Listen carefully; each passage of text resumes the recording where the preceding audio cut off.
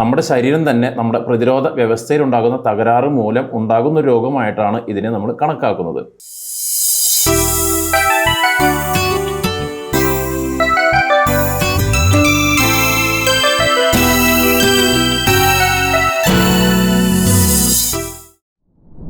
ദേഹം ദേവാലയം എന്ന പ്രോഗ്രാമിലേക്ക് എല്ലാവർക്കും സ്വാഗതം. ഞാൻ ഡോക്ടർ അനുമോദ് കാക്കശ്ശേരി, മരിയൻ ആയുർവേദ, തൃശ്ശൂർ.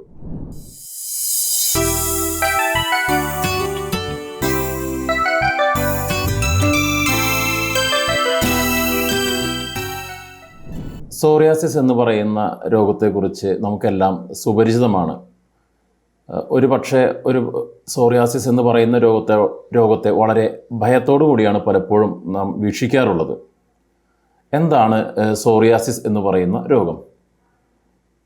നമുക്കൊരു പക്ഷേ നിസ്സാരമായിട്ട് പറയുകയാണെങ്കിൽ ശരീരത്തിലെ ചിതമ്പലുകൾ പോലെ ത്വക്ക് സ്കിൻ അടർന്നു പോകുന്ന ഒരവസ്ഥ, അല്ലെങ്കിൽ വട്ടത്തിൽ താരൻ്റെ ഒരു കൂടിയ ഒരു വകഭേദം എന്നൊക്കെ നമുക്ക് പറയാം. തലയിൽ ചിതമ്പലുകൾ പോലെ തൊലി അടർന്നു പോകുന്ന അവസ്ഥ.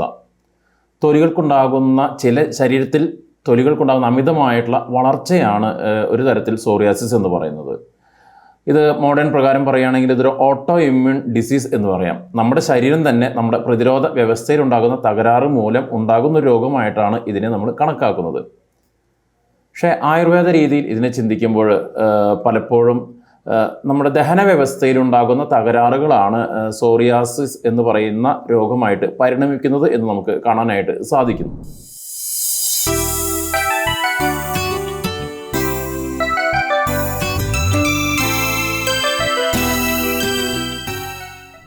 സോറിയാസിസ് എന്ന് പറയുന്ന രോഗം പലപ്പോഴും എൻ്റെ ഒരു ചികിത്സാനുഭവത്തിൽ വളരെ പെട്ടെന്ന് ചികിത്സിച്ച് മാറ്റാവുന്നതാണ്. അത് തിരിച്ചു വരാത്ത രീതിയിൽ പൂർണ്ണമായിട്ടും സൗഖ്യമുള്ള രോഗമായിട്ടാണ് എനിക്ക് പലപ്പോഴും തോന്നിയിട്ടുള്ളത്. ഇതിൻ്റെ കാരണങ്ങൾക്കനുസരിച്ച് ചികിത്സിക്കുമ്പോഴാണ് സോറിയാസിസ് എന്ന് പറയുന്ന രോഗം ഏറ്റവും ഫലപ്രദമായിട്ട് മാറിക്കണ്ടിട്ടുള്ളത്. അപ്പോൾ ഇതിൻ്റെ വിവിധമായ കാരണങ്ങളിലേക്ക് കടക്കുകയാണെങ്കിൽ നമുക്ക് അടിസ്ഥാനപരമായിട്ടൊരു കാരണമേ ഉള്ളൂ സോറിയാസിസ് എന്ന് പറയുന്നതിന്, ദഹന വ്യവസ്ഥയിലുള്ള തകരാറ്. പക്ഷേ ഈ ദഹന വ്യവസ്ഥയിലെ തകരാറ് പല കാരണങ്ങൾ കൊണ്ട് സംഭവിക്കുന്നതായിട്ട് നമുക്ക് കാണാനായിട്ട് സാധിക്കും. ഉദാഹരണത്തിന് അമിതമായിട്ട് ഇറച്ചിയും മീനും എണ്ണയിലുള്ള വറവ് സാധനങ്ങൾ, അല്ലെങ്കിൽ നട്ട്സ്, ഇത്തരം സാധനങ്ങൾ, ദഹിക്കാൻ ബുദ്ധിമുട്ടുള്ള സാധനങ്ങൾ അമിതമായിട്ട് കഴിക്കുന്നവരിൽ ദഹന കേടുകൊണ്ട് വരുന്ന സോറിയാസിസ് നമുക്ക് വേണമെങ്കിൽ പറയാം. നമുക്ക് പലപ്പോഴും നോക്കുമ്പോൾ ഒരു ഗ്രൂപ്പ് ഓഫ് ആൾക്കാർ എന്ന് പറയുന്നത് അമിതമായിട്ടുള്ള ഭക്ഷണം കഴിച്ച് അവരെ ദഹന വ്യവസ്ഥയിൽ തകരാറ് വരുന്നു. അതുമൂലം അവർക്ക് ചെറുതായിട്ട് ശരീരത്തിൽ ചൊറിച്ചിലുകൾ വരുന്നു. ആ ചൊറിച്ചിലുകൾ ചുവന്ന തടിപ്പുകളാകുന്നു. അതിനുശേഷം അത് സ്കെയിലിംഗ് പോലെ അല്ലെങ്കിൽ ചിതമ്പലുകൾ പോലെ വട്ടത്തിൽ അത് ഒരു ത്വക്ക് രോഗമായിട്ട് രൂപപ്പെടുന്നതായിട്ട് നമുക്ക് കാണാനായിട്ട് സാധിക്കും. അടുത്തൊരു സോറിയാസിസ് എന്ന് പറയുന്നത് അമിതമായിട്ടുള്ള അസിഡിറ്റി ഉള്ളവരിൽ, അതായത് നമുക്കറിയാം ഭക്ഷണം കഴിച്ചാലും ഇല്ലെങ്കിലും വയറ് എപ്പോഴും വീർത്തിരിക്കുക, എപ്പോഴും ഗ്യാസ് തികട്ടി വരിക, അല്ലെങ്കിൽ ചെറിയൊരു എരിവ് തട്ടുമ്പോഴേക്കും വയറുവേദന വരിക, ഇത്തരത്തിൽ വയറിലുണ്ടാകുന്ന ഗ്യാസ്ട്രൈറ്റിസ് ഉള്ളവരിൽ വരുന്ന ഒരു സോറിയാസിസ്. അല്ലെങ്കിൽ അമിതമായിട്ട് കെമിക്കൽ എക്സ്പോഷർ വരുന്നവരിൽ, അതായത് ഒരുപാട് പ്ലാസ്റ്റിക് പോലെയുള്ള വസ്തുക്കൾ ശ്വസിക്കുക, അല്ലെങ്കിൽ അത്തരം കെമിക്കൽ ഉപയോഗിക്കുന്ന കമ്പനികളിൽ വർക്ക് ചെയ്യുക, ഇത്തരത്തിൽ വരുന്ന വേറൊരു തരം സോറിയാസിസ് എന്ന് പറയാം. അത്തരത്തിൽ ഒരു വേണമെങ്കിൽ നമ്മൾ ആദ്യം പറഞ്ഞത് ദഹന വ്യവസ്ഥയിൽ ദഹിക്കാതെ വരുന്ന ഒരു കാരണങ്ങൾ കൊണ്ട് വരുന്ന ഒരു സോറിയാസിസ്. രണ്ടാമത് പറഞ്ഞത് ഗ്യാസ്ട്രൈറ്റിസ് മൂലം വരുന്ന സോറിയാസിസ്, അതായത് അമിതമായിട്ട് എരിവും പുളിയും കഴിക്കുക, അല്ലെങ്കിൽ അമിതമായിട്ട് ചായ കുടിക്കുക തുടങ്ങിയ വ്യക്തികളിൽ വരുന്ന സോറിയാസിസ്.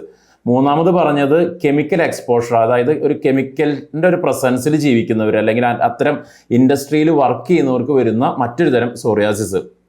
പിന്നെ വേറെ തരം ചില വ്യക്തികളിൽ കണ്ടിട്ടുള്ളത് അമിതമായിട്ടുള്ള കൃമി വർദ്ധിക്കുന്നവർക്കും വരുന്ന തരം ഒരു സോറിയാസിസ് കണ്ടിട്ടുണ്ട്. പെട്ടെന്ന് അവിടെ പഴുപ്പുള്ള തരം സോറിയാസിസ് ആണ് ഇവർക്ക് വരുന്നതായിട്ട് കണ്ടിട്ടുള്ളത്.